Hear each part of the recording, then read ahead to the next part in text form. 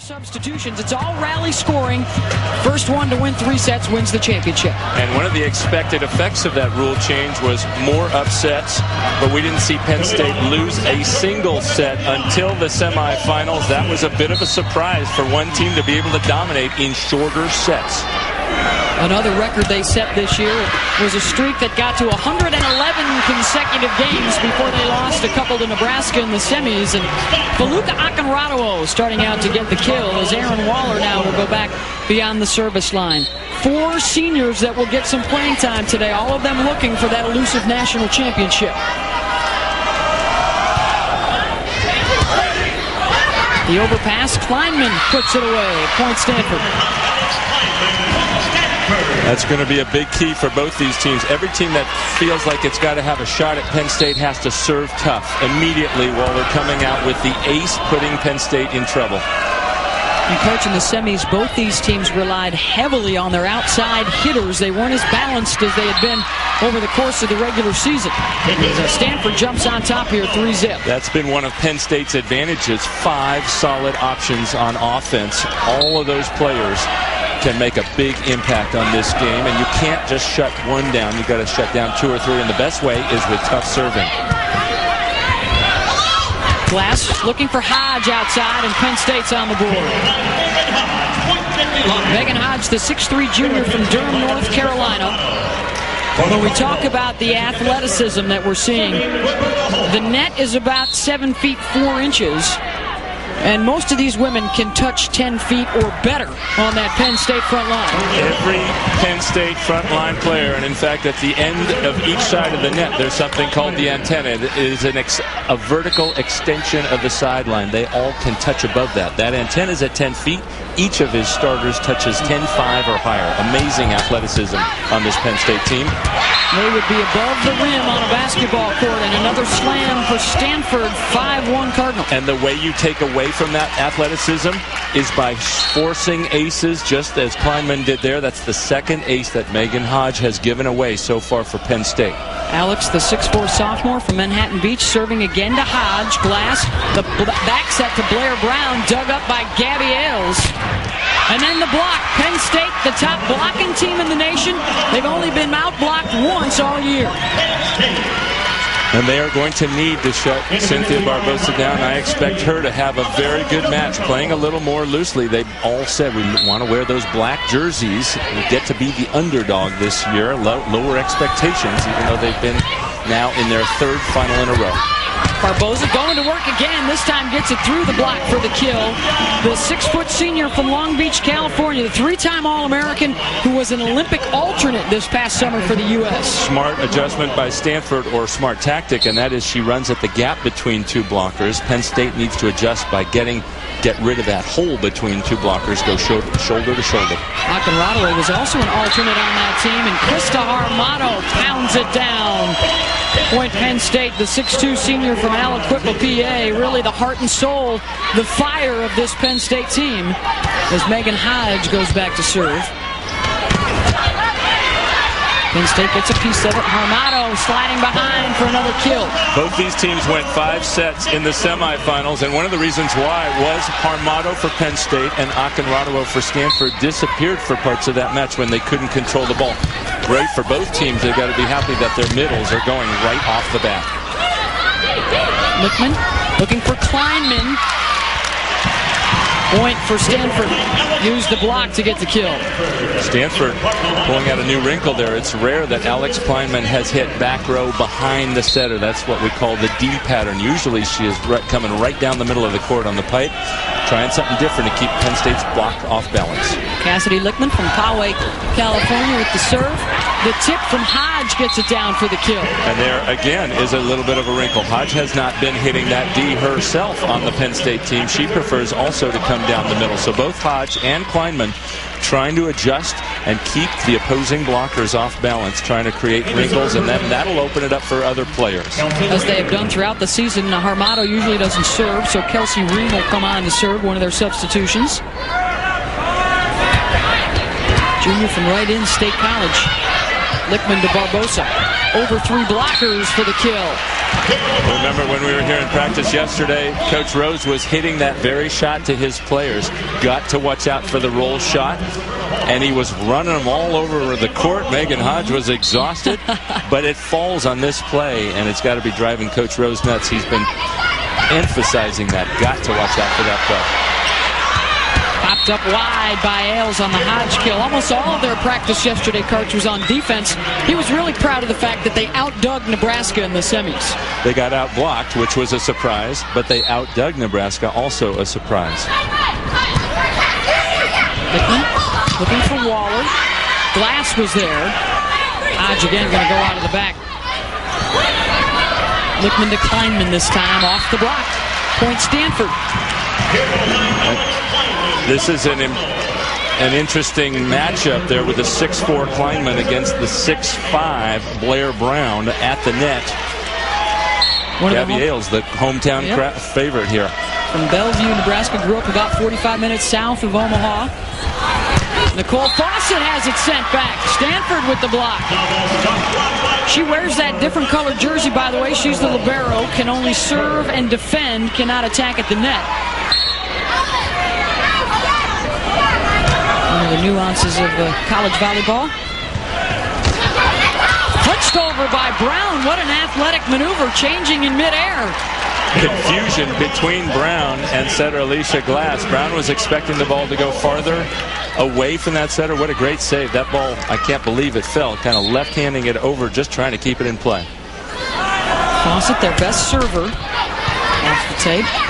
Lichtman, quick to Akinrado, blocked. Waller outside, popped up by Wilson. Glass looking for Ari, and that's the second time they've had trouble on that.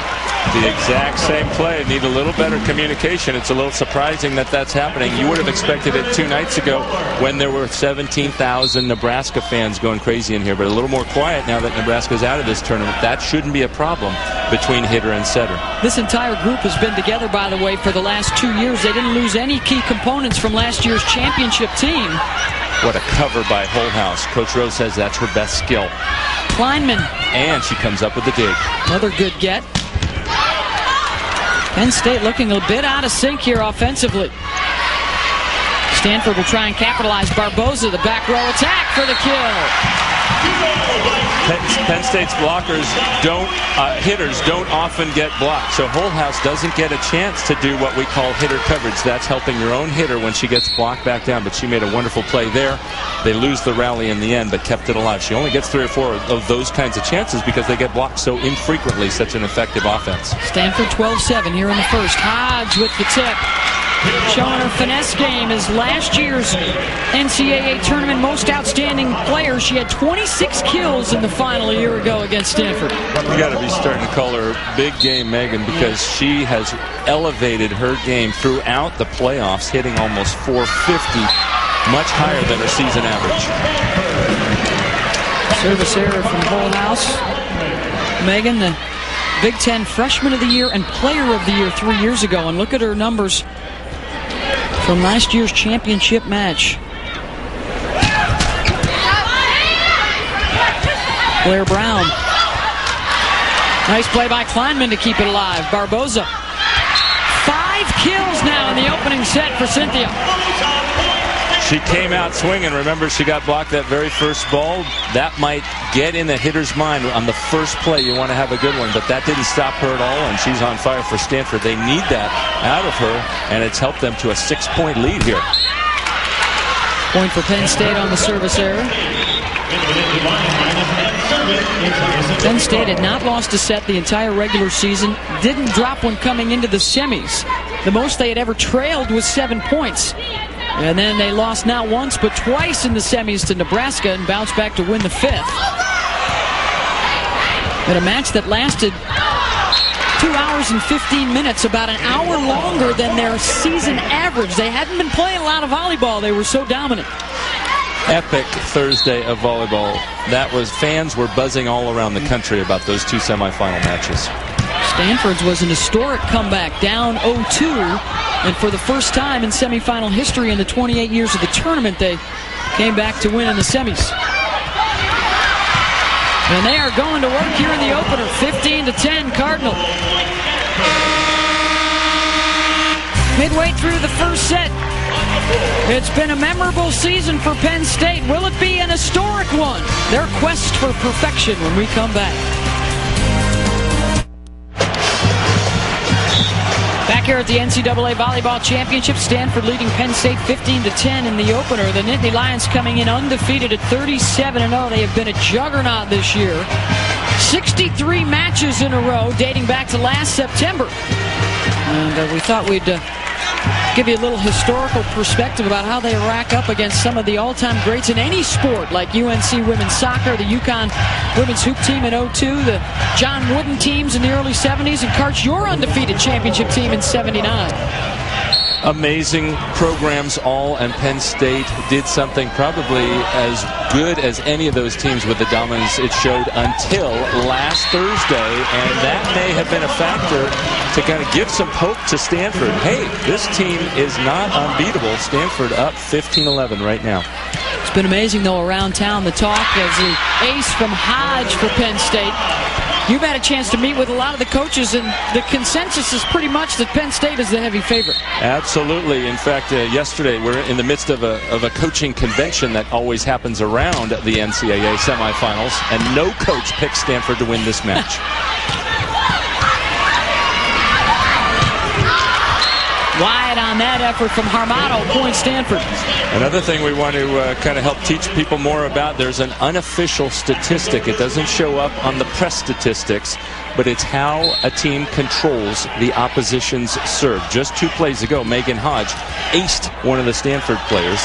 That would be actually a 0 pass. There is a perfect pass. Penn State can run its offense. When the pass goes right on top of the setter's head, she can set any of the 3 options. That would be a 3 pass that we just saw. The ace, of course, would be a 0. So 0 to 3 scale. And typically, this season, Stanford has averaged about a 2.5, Penn State about a 2.3. But it's very high correlation. If you pass better than the other team, control the... There's a 1 pass. No option but to go to Barbosa. And you see the offense completely breaking down. Barbosa doesn't get a good snap on that ball. So that all starts with the serving of Penn State. In that case, Kelsey Ream. Let's see what kind of pass they get this time. That's a 2 pass. Still 2 options there, Kleinman and Barbosa. But Penn State gets an opportunity to try and score. Free ball for Stanford. Lichtman going to Akoba. Punched back over by Hodge. Waller. Block got a piece of it. Glass going to set Fawcett for the kill. Point Penn State. And they're within 1. Comes storming back, and it's the serving of Penn State that has broken down Stanford's offense. Unable to pass effectively, and that's allowing Penn State to get right back into it. When we come back, Gabby Ailes coming home for the holidays. Stanford by 1 midway through this first set for the NCAA Volleyball National Championship. And one of the stars and certainly one of the favorites here in Omaha is Gabby Ailes, the sophomore from nearby Bellevue, Nebraska. 2 years ago, there she is in white. She was a fan cheering on the Cardinal here at the Quest Center when they fell to Nebraska in the national championship. And talk about mixed allegiances. She grew up a huge Husker fan, but when the time came, she really couldn't pass up the opportunity to go play at Stanford. And she is now their starting libero after walking on. Got a chance to talk with Gabby's sister, Tatum, who told me a great story. There she is on the far right. Growing up together down in Nebraska City, they used to play Karch on the side of the house, and they'd knock balls up onto the roof, and it would slide back down the roof to them so they could get a long rally going. I love hearing that. You know players have passion for the game when all it takes is 2 players and they figure out a game to play. That anybody who loves that game is going to become great because they're self-driven. They were both gym rats. Both parents were big volleyball players and fans, so they spent a lot of time in the gym. And Gabby used to pretend that she was Lori Endicott, the former All-American and Olympic setter for Nebraska, who I think was watching here the other night in the semifinals. Harmato is blocked. Good D by Glass to pop it up. Lichtman going to Waller. Right at Dorico. Got another one. Fawcett's going to swing, and it trickles down the net and down. Tied at 17. Well, one of the things Coach Dunning talked about coming into this was we want to swing away. The other night, we were only making an error every 13 or 14 swings. We have to be more aggressive, less conservative. You can see that in both sides, both outside hitters for both teams blasting away. Kleinman long, and Penn State has now won 8 of the last 10 points. And much of it is that serve and passing or serve-receive battle. Penn State really picking it up, and there is what we would call, of course it's an ace, but it's a zero pass for Stanford. It's pulling their average down, and they can run no offense off of that. First lead of the match for Penn State. They extend it to a couple. On a 9-2 run right now since the midway point of this first set. These two teams were together in Sacramento for last year's national championship. It's the first time that the same two teams have gone back-to-back in title matchups. And in the first all-rally scoring 5-set match in women's history, Penn State took on the favored Cardinal. You see them wearing the white jerseys. Megan Hodge was the tournament MVP, and Penn State won it all with no seniors in the starting lineup. They're all back again to try and go back-to-back. And it wasn't looking that great because Penn State was up 2-0. Stanford comes storming back to even it all at 2 sets apiece, but then Penn State turned it on. The one thing I think that helped Stanford this year was they knew they could come back from that kind of a lead, and in fact did so 2 days ago. For the first time ever, a team comes back from a 2-0 deficit to win in the NCAA semifinal round. Megan Hodge with 4 kills to lead the way. 3 aces for Penn State. At the Women's Volleyball National Championship match here in Omaha, a 9-2 Penn State run as the top seed on top here in set number 1, 19-17. The Cardinals seeking their 7th title. 6 is the most of any program in history. Penn State looking for its 3rd, trying to go back-to-back. Set is to 25, must win by 2, and Penn State is rolling now. That's a great adjustment by Fawcett. Erin Waller is very effective with this set, but she often hits angle. That time Fawcett stepped in and took the angle away. Lichtman looking for Kleinman. Block got a piece of it to keep it up. Glass hustles there. Ailes the pass to Lichtman. Kleinman again. Look at the dig. What an up by Hodge. Quick one to Okova, can't get it down. Ailes will set Barboza out of the back. Rocket right at Glass. Waller got it down. Yet again, angle by Waller. But I love that defense that Hodge is playing. She's known really for her offensive prowess, but really has stepped it up in the postseason, had a number of great matches, helping her team in the backcourt also. Stanford had to work awfully hard for that one, and they got to pull within a couple. Brown with the tip around Akinradawo. Boy, at 6'5", she is real silky smooth, making adjustments in midair. Anybody who was at the All-Star banquet or the All-American banquet last night, there were all these 6-foot-plus ladies. It was an awesome sight with some of the shorter coaches that went to stand up there with their athletes. Akinradawo got it by the block. Faluka was last year's National Player of the Year. One of 9 All-Americans on the floor for this championship match. That's the most in history. She has come on strong in the second half of the season and into the postseason for them after spending the summer trying to train for a spot on the Beijing Olympics. Came up just short of that goal. But here's the photo from the AVCA banquet last night with all 9 All-Americans all together. You could see Alicia Glass looks pretty short amongst that group, and 7 of the 14 first-teamers are playing tonight. By the way, they're all 6 foot or better, folks. Lichtman, Akinradawo. Megan Hodge going to get a go at it. Lichtman goes back to Faluka. Penn State just getting a piece of everything with their block to keep the ball alive for Brown. They represent half of the entire first-team All-Americans from all around the country. And they are together tonight. bounces on it. Set point for Penn State. And another zero pass. You can see Stanford's passing really broke down once it got to 15, had that lead. 14.